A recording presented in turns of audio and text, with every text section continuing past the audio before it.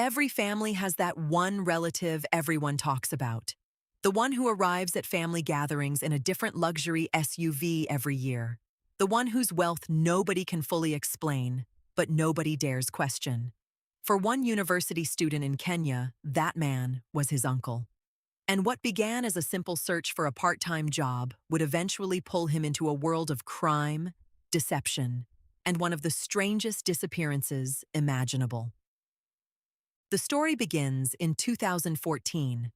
Fresh out of high school, the young man had just enrolled at university to study accounting. Like many first-year students, he dreamed of building a better future. But while some of his classmates seemed to have endless money, drove expensive cars, and enjoyed the freedom that came with wealth, he struggled just to make ends meet. Back home, his mother was seriously ill, and every shilling she sent him came with sacrifice. His younger sister was still in high school, and the responsibility of helping his family weighed heavily on his shoulders. He knew he couldn't keep depending on his mother forever. Then he thought about his uncle. The man was known throughout the family for living an extraordinary life. Every time relatives gathered, he arrived in a different luxury vehicle. One day, it was a Toyota Prado. Another time, a Range Rover. Then, a Land Cruiser. Nobody ever saw him driving the same car twice. Whenever anyone asked how he made his money, the answer was always the same: government tenders. The student finally gathered the courage to call him. He wasn't asking for riches. He simply wanted a part-time job that would allow him to survive while continuing with his studies. To his surprise, the uncle agreed immediately and invited him to his home. When the young man arrived, he couldn't believe what he was seeing. The house looked more like a luxury resort than a family home. A long driveway led to a massive mansion surrounded by perfectly maintained gardens, a swimming pool, outdoor lounges, and enough employees to run a small hotel. But something immediately caught his attention. Every single worker was a man. Nobody smiled. Nobody made unnecessary conversation. The atmosphere felt strangely tense, almost like everyone had been trained to remain silent. The uncle welcomed him warmly and quickly got to the point. He offered him a simple accounting job, 3 or 4 days each week, 20,000 shillings every month. For a struggling university student, it felt like winning the lottery. The work itself couldn't have been easier. Every day, bags of cash arrived at the house. His job was simply to count the money, separate it into envelopes, write a different name on each envelope, and stack them neatly for collection. Thousands of shillings, hundreds of thousands, sometimes even millions. The money never seemed to stop flowing. At first, he didn't ask questions.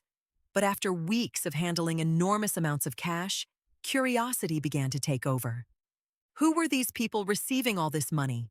Where was the cash coming from? Why was everything handled in envelopes instead of through banks?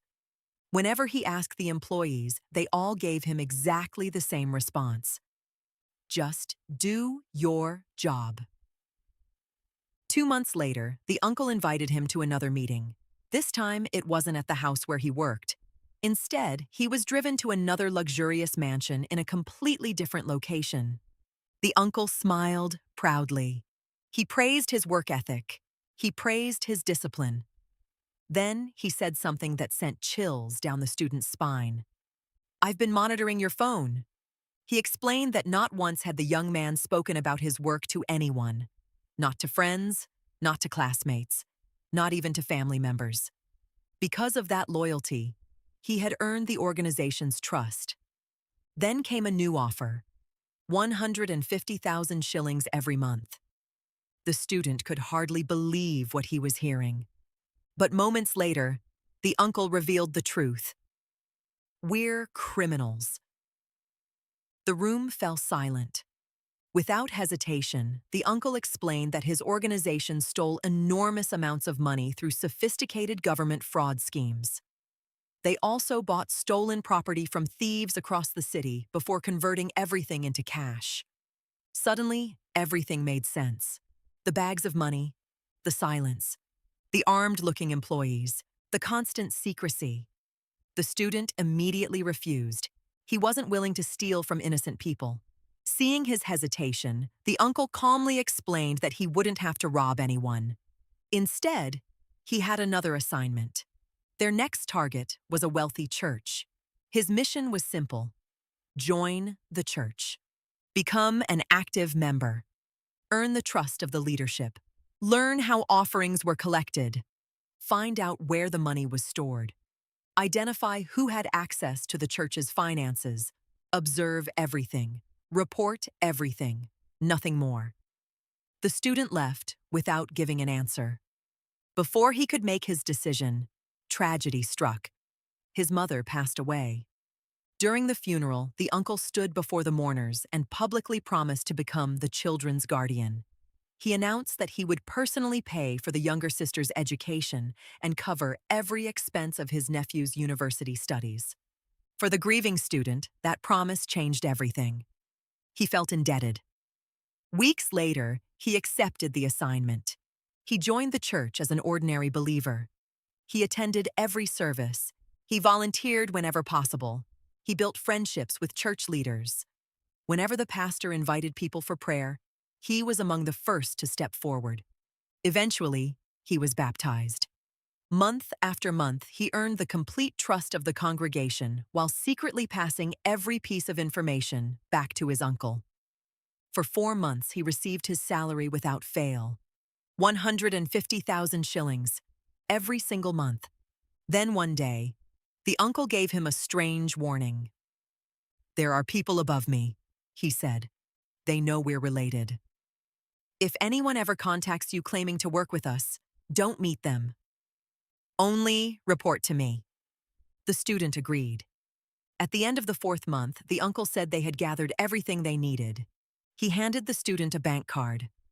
"Keep this safe for me. If I need it, I'll let you know." Those would become the last words he ever heard from his uncle. Days passed, then weeks, then months. The uncle's phone stopped working. And when the student visited the mansion where he had worked, he found a completely different family living there. He rushed to the second mansion. Again, new tenants. Every employee had disappeared. No forwarding address, no explanation, no trace. For more than a year, he searched everywhere. Nothing. Then he remembered the bank card. He inserted it into an ATM and entered the PIN. The screen displayed a balance of 4 million shillings. It was enough money to finish school, support his sister, and eventually help both of them start new lives abroad. Years have passed since then. The brother and sister built successful lives overseas. But one mystery has never been solved. What really happened to their uncle? Did the criminal organization eliminate him? Did he disappear to protect the people he loved? Or had he planned his disappearance from the very beginning? No one knows. More than a decade later, the man who built an empire in the shadows remains missing without a trace. And somewhere out there, the truth may still be waiting to be discovered.